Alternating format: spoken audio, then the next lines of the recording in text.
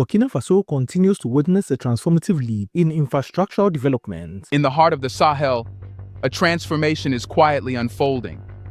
Burkina Faso, a country known for its resilience in the face of adversity, is setting the stage for a new chapter, one where hope, industry, and sovereignty come together to shape its future. It's a story not just about infrastructure, but about a nation redefining its path on its terms. In a bold and unexpected move, Burkina Faso's president, Ibrahim Traoré, has just unveiled his own ultramodern university, a project that is shaking up both the educational and political landscapes of the country. Known for his swift and decisive rise to power, Traoré has already proven himself as a leader who doesn't shy away from taking big risks. But now, he's taking a page out of the playbook of international figures like Donald Trump, making a statement that is both ambitious and controversial. Just as Trump's brand is synonymous with high-profile projects and larger-than-life visions, Traoré's inauguration of this state-of-the-art university signals a new chapter for Burkina Faso, one where education, innovation, and power intertwine. It is in higher education infrastructure under the dynamic leadership of Captain Ibrahim Traoré, whose ambitious university infrastructural construction projects are rapidly nearing construction as of February of 2025. This is amongst his numerous accomplishments, sparking admirations across Africa for its scale and speed. On February 19, 2025, the president of Burkina Faso, Ibrahim Traoré, instructed his Minister of Higher Education, Research and Innovation, Professor Ibrahim Traoré, to construct an unannounced visit to the construction sites of Norbert Zongo University and the École Normale Supérieure. So why is this university such a big deal? What does it say about the future of Burkina Faso? And how does Traoré's leadership style, which often channels the bold energy of global figures like Trump, shape the direction of the country?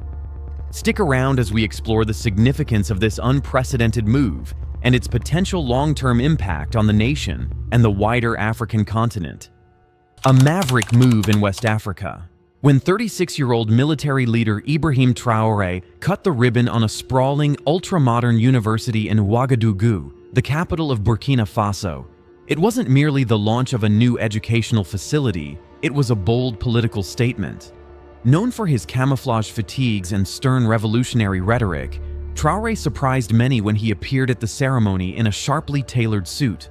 Flanked by aides, students, and international observers, he took the podium and delivered a fiery speech centered on independence, national pride, and youth empowerment. The moment felt choreographed, calculated, and deeply symbolic. This wasn't just about education. It was about image, legacy, and the messaging of a new kind of African leadership.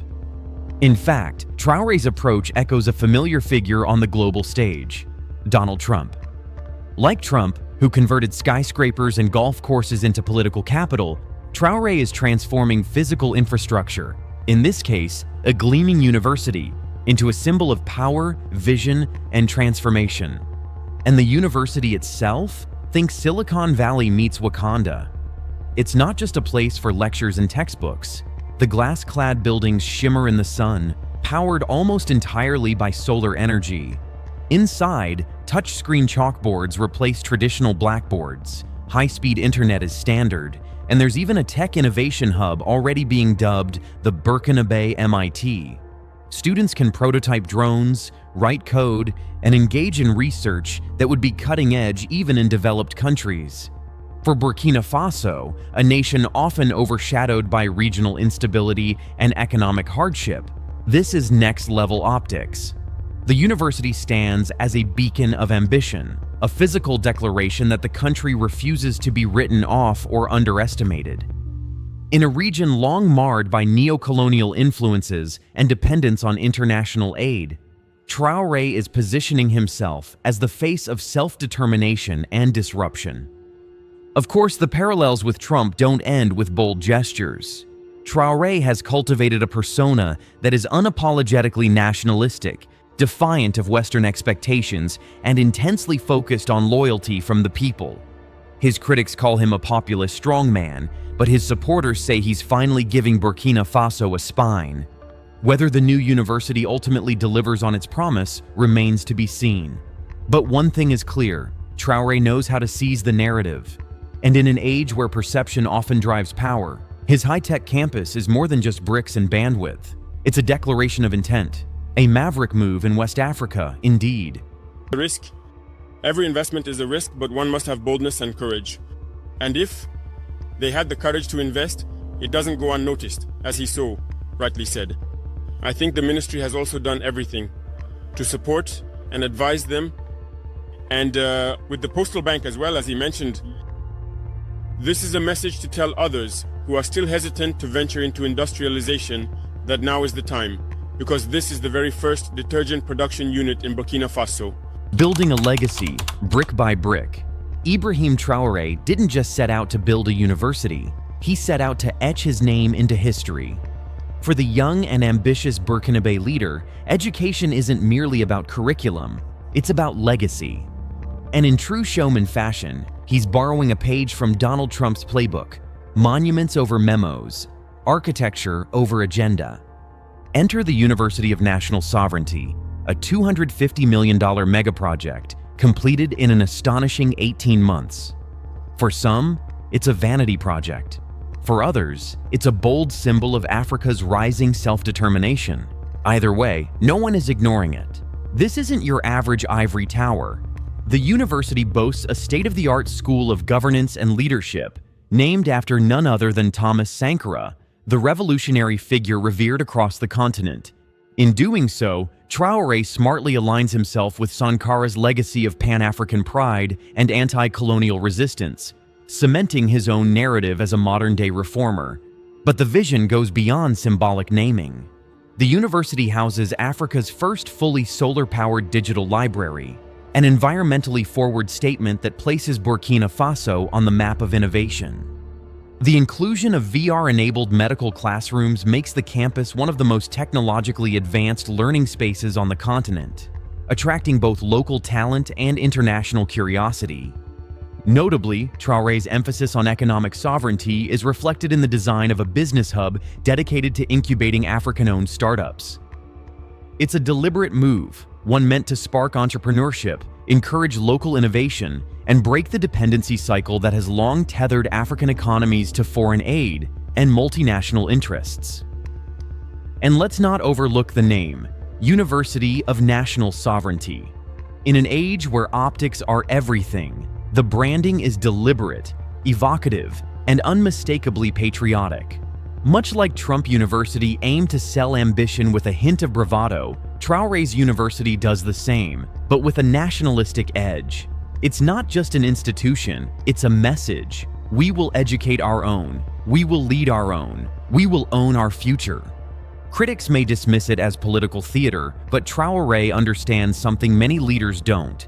Legacy is built not only in policy, but in concrete, in glass, in stone. He's betting on bricks and banking on belief. Whether it becomes a beacon of transformation or a hollow monument remains to be seen, but the foundation has been laid. Burkina Faso, a country known for its resilience in the face of adversity, is setting the stage for a new chapter, one where hope, industry, and sovereignty come together to shape its future. It's a story not just about infrastructure, but about a nation redefining its path on its terms. There are many things to do. There are challenges awaiting you.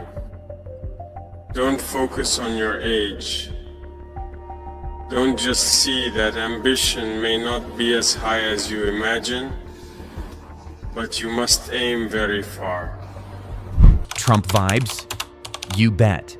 Let's call it what it is. Captain Ibrahim Traoré is channeling full-on Trumpian swagger and doing it with a Burkinabe twist.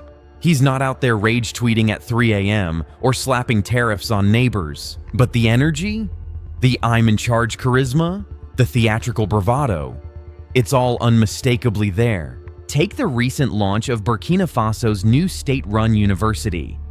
What could have been a standard political ribbon cutting became a masterclass in symbolism and spectacle. Traoré didn't just show up, he owned the moment. Media strategy. First, the media rollout was no accident. The inauguration was live-streamed across Francophone Africa, bypassing traditional Western outlets. Instead of sitting down with international journalists, Traoré gave access to Pan-African influencers, social media figures with millions of followers and deep reach across the continent. That's straight out of the Trump playbook. Ignore the legacy media and speak directly to your base. It's a bold move that reinforces a narrative of independence and control. Speech content, the rhetoric, fierce, nationalistic, and unmistakably defiant. We will no longer beg for knowledge. We will build it ourselves, Traoré declared to thunderous applause. The message was clear. Burkina Faso is turning inward, doubling down on sovereignty and rejecting external dependency. Replace America first with Burkina Faso first, and you get the same ideological DNA, a call to reclaim agency, assert pride, and shake off global hierarchies. Symbolism. The visual cues were just as deliberate. Traoré pulled up to the ceremony in a custom-made electric SUV, a homegrown product symbolizing innovation and self-reliance. He was flanked by a convoy of locally manufactured armored vehicles, an unmistakable flex of national capability. The optics screamed strength, confidence, and control. No detail was too small. Every element was curated to project a new vision of leadership. This wasn't just an event. It was political theater, performed with precision. Traoré's message was as much about education as it was about image. Burkina Faso is writing its own story now. Like Trump, he understands that in today's world, perception is power. The swagger, the slogans, the symbolism, they all serve a bigger narrative. And love him or hate him, Traoré nailed the performance. The voice of the people, the pride of the continent, and the pulse of the revolution for dignity and development. Today, we lift our voices and raise our hands in celebration of a leader whose name echoes across the valleys and mountains of Burkina Faso and beyond, President Captain Ibrahim Traoré. Let the drums of African pride beat. Let the children of Africa know that a new dawn has risen from the heart of Ouagadougou. A dawn where a leader chooses classrooms over cathedrals of politics, where he raises schools instead of structures that divide, where he builds futures instead of fantasies. The power play beneath the polished floors. Let's talk realpolitik. Why would Captain Ibrahim Traoré, leader of Burkina Faso's 2022 coup, invest in building a university amidst crises? The answer lies in power consolidation. With the country gripped by insurgency, economic sanctions, and political volatility, Traoré knows that education isn't just about academics, it's about shaping ideology. By establishing the University of National Sovereignty, he ties his legacy to the long-term intellectual foundation of the state.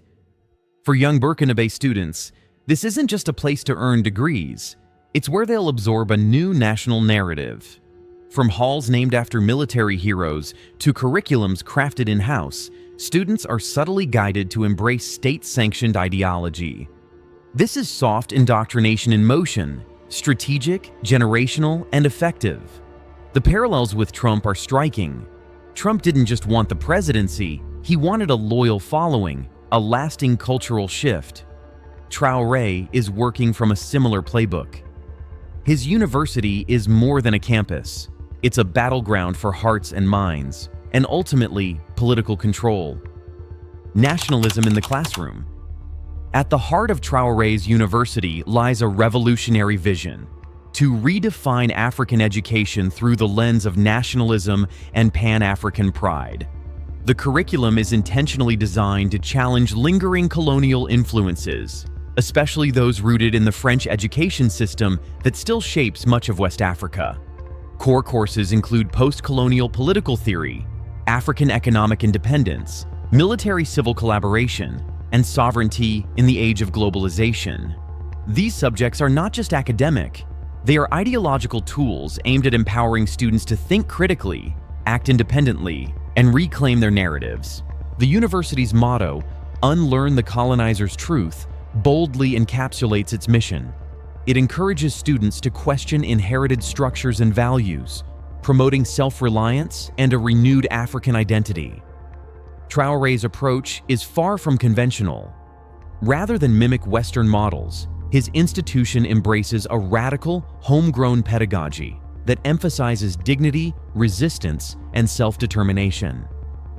While some may see this as politically charged or even divisive, for Traoré, it's deeply personal, a response to generations of intellectual dependency. His university is more than a place of learning. It's a statement of defiance, a catalyst for change, and a bold attempt to rebuild national identity from the classroom up. The glitz versus the grind. Not everyone's sold on the vision behind Traoré's ambitious new university project. Critics are quick to point out that the funds could have been better spent on urgent national needs, like combating terrorism or improving access to basic health care. With internet penetration still below 25% in Burkina Faso, many argue the flashy, high-tech university feels more like a vanity project than a pragmatic solution. Some detractors go even further, comparing Traoré's university empire to Trump University, suggesting it's more about building a personal brand than delivering real educational value. The skepticism runs deep, with questions swirling around accessibility for average Burkinabe, the protection of academic freedom, and whether the model is economically and politically sustainable. Yet, for Traoré's growing fan base, none of that seems to matter. They see a bold leader challenging the status quo, someone willing to dream big. In their eyes, the university is a symbol, a spectacle of progress. Like Trump, Traoré understands the power of optics. In an era dominated by image, style can often drown out substance. And for now, it seems the spectacle is working. The Cult of Personality, Africa Edition.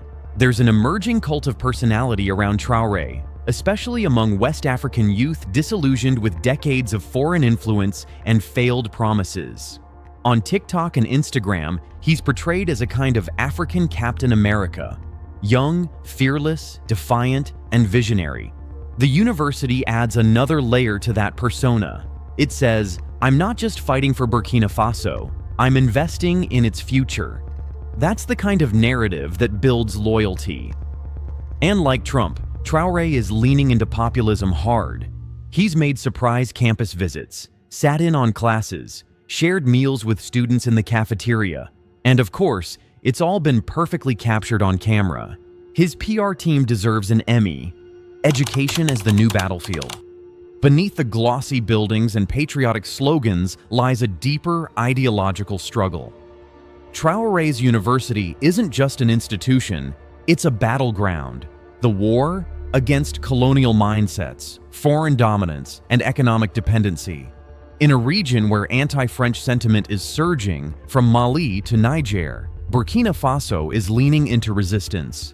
And Traoré is using education as his weapon of choice. Gone are the days of revering Voltaire and studying Napoleon.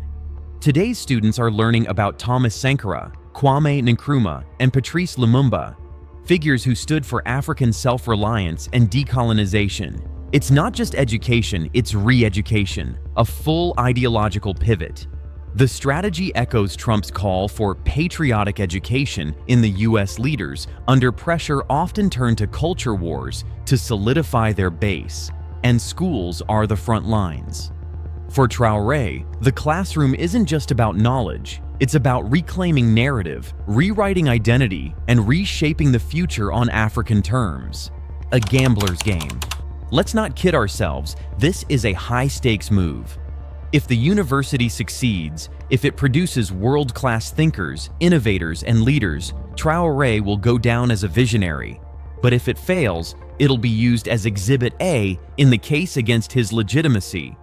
Just like Trump's wall became a litmus test for his presidency, Traoré's university will become the symbol of either transformation or delusion. There's no middle ground. But maybe that's the point. Like Trump, Traoré isn't playing it safe. He's swinging for the fences. And in a region where most leaders play defense, that's both terrifying and electrifying. Ibrahim Traoré's decision to launch an ultramodern university is more than just a political move. It's a bold step toward reshaping the future of Burkina Faso.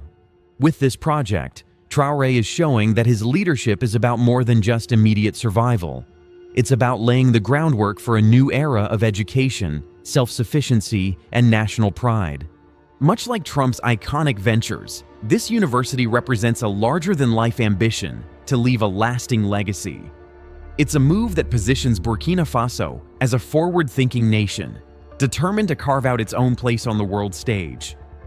But what does this mean for the citizens of Burkina Faso?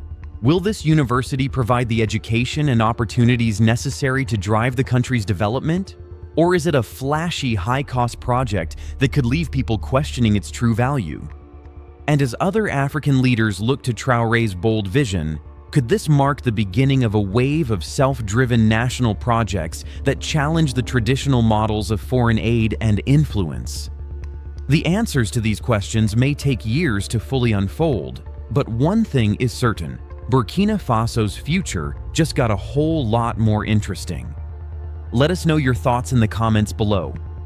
Is this the kind of leadership Africa needs? Will Traoré's university reshape Burkina Faso's future or become another headline-grabbing project?